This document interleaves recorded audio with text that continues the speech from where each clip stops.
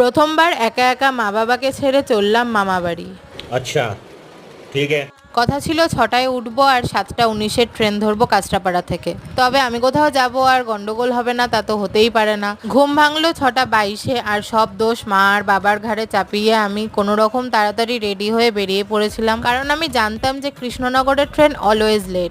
আর এসবের মাঝে প্রথমবার একা যাওয়ার এক্সাইটমেন্টটা কোথায় যেন উধাও হয়ে গিয়েছিল। আর পুরো 1 ঘন্টা রাস্তা দাঁড়িয়ে আর লেডিস কম্পার্টমেন্টের ক্যাচাল দেখতে দেখতে পৌঁছে গেলাম কৃষ্ণনগর। হ্যাঁ, তোমরা অনেকেই বলবে যে আমার বয়সে কৃষ্ণনগর একা যাওয়াটা আর থাকাটা ইজ নর্মাল। তবে যেই বাবা মা ভাবে যে তার মেয়ে যদি একা বেরোয় তবে পৃথিবীর সব বাজে ঘটনা তার সাথেই ঘটবে, সেখানে ইটস আ স্ট্রাগল বস। তো নানা রকম এক্সপিরিয়েন্স নিয়ে 9:30টায় পৌঁছলাম মামা বাড়ি। ওখানে গিয়ে শুনলাম দুপুরে সবার একটা নিমন্ত্রণ রয়েছে আর আমিও চলে গিয়েছিলাম ওদের সঙ্গে। আর দেখো, গুরু পূর্ণিমার দিন কি অপূর্ব দর্শন পেলাম। হয়তো আজকে এটাই ভাগ্যে ছিল।